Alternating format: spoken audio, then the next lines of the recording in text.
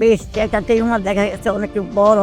Biopsy পরীক্ষা করার পর ওনারা বললো যে আপনার ক্যান্সারের ভাইরাস আসছে, পাওয়া গেছে। ক্যান্সারের জীবাণু পাওয়া গেছে। জি কেমো দিচ্ছি, আমি প্রথম একটা কেমো দিচ্ছি, পরে দেখি আমার শরীর খারাপ করে। জি কারণ এই ওষুধ থেকে আমি আলহামদুলিল্লাহ ভালো আছি। আমি আরো 10 জন আর যদি কেউ হয় এরকম আমি আরো তাকে যে আসতে চাই চলে কিনে এখানে আইসা আমি ভালো আছি, আরেকজন ভালো আমি এটা অবশ্যই চাই। আসসালামু আলাইকুম ওয়া রাহমাতুল্লাহি ওয়া বারাকাতুহু। আমি ডক্টর মোহাম্মদ আসলাম, বর্তমানে বিশ্বনন্দিত ক্যান্সার চিকিৎসক অধ্যক্ষ ডক্টর এস এম সারোয়ার স্যারের চেম্বার গণস্বাস্থ্য হোমিওতে ক্যান্সার চিকিৎসক হিসেবে নিয়োজিত আছি। আল্লাহর রহমতে বর্তমানে আমরা সরাসরি চলে যাব আমাদের একটা রোগীর কাছে, যিনি কিনা আমাদের এখান থেকে চিকিৎসা নিয়ে আল্লাহর রহমতে উনি বর্তমানে সম্পূর্ণরূপে শারীরিক, মানসিক এবং প্যাথোলজিক্যাল বিষয়গুলোতেও সম্পূর্ণরূপে সুস্থ আছে। আসসালামু আলাইকুম। ওয়ালাইকুম আসসালাম ওয়া রাহমাতুল্লাহি ওয়া বারাকাতুহু। আম্মাজান কেমন আছেন আপনি? হ্যাঁ আলহামদুলিল্লাহ ভালো।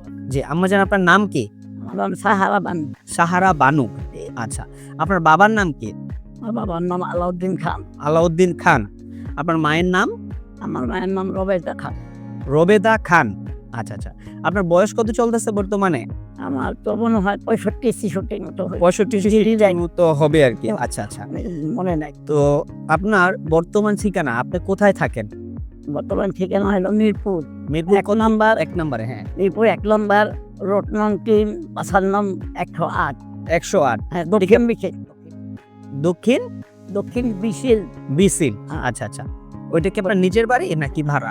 নিজের বাড়ি। আমার বাবার বাড়ি। আপনার বাবার বাড়ি এখানে, মানে আপনার স্থানীয় ঢাকা মিরপুরে। হ্যাঁ। জি জি। আচ্ছা আচ্ছা, আপনি সর্বপ্রথম কি সমস্যা নিয়ে ডাক্তারের কাছে গিয়েছিলেন? আমি যখন প্রথম ডাক্তারের কাছে গিয়েছিলাম আরেক জায়গায়, আমি ডায়াবেটিস ডায়াবেটিস বারডেম হসপিটালে? হ্যাঁ বাদেন। হ্যাঁ, আচ্ছা আচ্ছা আমাদের এলাকায় আমার ওই ছিল টিউমার, ওই বেশ একটা টিউমার দেখা গেছে অনেক বড়। আমি গেছি, পরে যাওয়ার পরে তারা আমার পরীক্ষা নিরীক্ষা করলো। জি জি। বায়োপসি পরীক্ষা করার পরে, বায়োপসি পরীক্ষা করার পরে ওনারা বললো যে আপনার ক্যান্সারের ভাইরাস আসছে, পাওয়া গেছে। ক্যান্সারের জীবাণু পাওয়া গেছে। হ্যাঁ। জি। এখন হওয়ার পরে যাই হোক, আমার এখানে ওনারা অপারেশন করার পরে এটা ভালো করে আমি বেথিং করে নাই। জি। বেথিং না করার পরে আমার এই জায়গাটা একদম ফুলে গেছিল।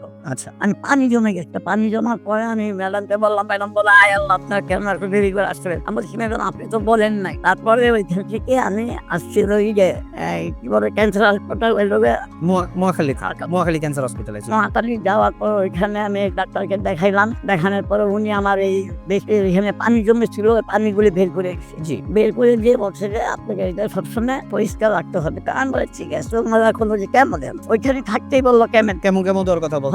কেমো দিচ্ছে, আমি প্রথম একটা কেমো দিচ্ছি, পরে দেখি আমার শরীর খারাপ করে। জি। কেমন দিয়ে শরীর খারাপ করে। খারাপ থাকে। হ্যাঁ হ্যাঁ, শরীর খারাপ করে, বমি হয়, অনেক সমস্যা। আচ্ছা, আপনি সর্বোপরি মানে ওই চিকিৎসাগুলো চালানোর অবস্থায় মহাখালী থেকে কি আপনি সুস্থ হয়েছিলেন নাকি? না, সুস্থ হয়েছি যখন বলো যে কেমন দিচ্ছি একটা দেওয়ার পরে তারপরে বলছে আপনি বাসায়।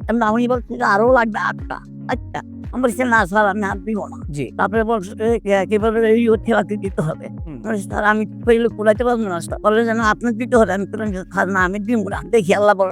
আমি বাসাইতে পারি। আচ্ছা, আপনি আমাদের ঠিকানাটা কিভাবে পাইলেন? তারপরে এই তখন এক বছর না 2 বছর পরে আবার দেখি এখানে একটা টিউমার। মানে তখন কেমো দেওয়ার পরে মোটামুটি একটু নিয়ন্ত্রণে ছিল আপনার। 1-2 বছর পরে আবার দেখলেন যে এখানে টিউমার আসছে। বকুল তো একটা টিউমার। জি। টিউমারটা দেখার পর আমার মেয়ের বললাম যে মা আমার তো এটা দেখা যাক সমস্যা। একদিন ওই আপনার এই ঠিকানা পাইলাম হয়তো মোবাইলের ফেসবুকে পাইছেন। জি। ফেসবুকে পাওয়ার পরে আমার মেয়েকে বললাম যে এখন কি করবো, তখন নাম্বার পাইলাম। জি। নাম্বার পাওয়ার পরে আজ থেকে আমি ফোন দিলাম, এই আপনি এই ব্যাপার, আমি তো ক্যান্সারের রুগী, ক্যান্সার পাওয়া গেছে, এখন পর্যন্ত কাগজটা দেন। তারপর কাগজ আমি পাঠাই মোবাইল স্যারের লগে কথা বলছি, আর ওর সাথে সাথে আমি কথা বলছেন। হ্যাঁ, টাকা পয়সা কি লাগবে না লাগে বলছি। আচ্ছা ঠিক আছে।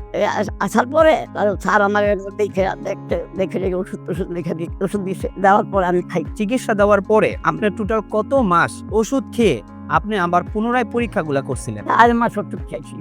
4 মাস আমাদের এখান থেকে ওষুধ খাইছেন। ওষুধ খাওয়ার পরে আপনারা আমরা যেটা সবসময় বলে থাকি যে 4 মাস পরে আমরা পরীক্ষা করাবো, আমরা সেই পরীক্ষাগুলো করাইছি। পরীক্ষাগুলো করানোর পরে আলহামদুলিল্লাহ আমরা রিপোর্ট অনুযায়ী দেখলাম, যে রিপোর্টটা বর্তমানে আমার হাতে, রিপোর্ট অনুযায়ী আমরা দেখলাম যে আল্লাহর রহমতে ওনার যে বগলের এখানে বা ব্রেস্টে যেই টিউমারটা ছিল, ওটাতে যে ক্যান্সার ছিল, ক্যান্সারিয়াস যত মার্কারগুলো আছে সবকটা ক্যান্সারিয়াস মার্কার অলরেডি নেগেটিভ।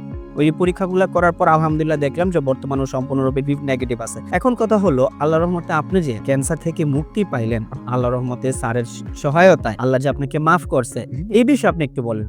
বিশ্ববাসীর কাছে আপনি কি বলতে চান? তাই বলতে চাই যে আল্লাহ রাব্বুল আলামিন যে আমাকে ভালো করছে, এখানে আইসা আমি খাইছি, খারের ওষুধ খাইয়া ভালো হয়েছি। আমি চাই যে আমার মতো যেমন ক্যান্সারের রোগীরা আরো আসুক, এখানে আইসি চিকিৎসা নিয়ে ওনারও আমার মতো ভালো হোক, সুস্থ হোক।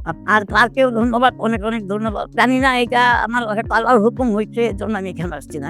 এইটাই আমার কথা। কারণ এই ওষুধ থেকে আমি আলহামদুলিল্লাহ ভালো আসছি। আমি আরো 10 জন, আর যদি কেউ হয় এরকম, আমি আরো তাকে যে আসতে চাই চলে এখানে আইসা আমি ভালো হচ্ছি, আরেকজন ভালো আমি এটা অবশ্যই চাই। আপনারা আসেন, গণস্বাস্থ্য হোমিওতে দেখেন, আমাদের চিকিৎসা ব্যবস্থা দেখেন, আমাদের চিকিৎসা পদ্ধতি সম্বন্ধে জানেন এবং আমাদের এখান থেকে চিকিৎসা নেন। সুস্থ করার মালিক উপরআল্লাহ।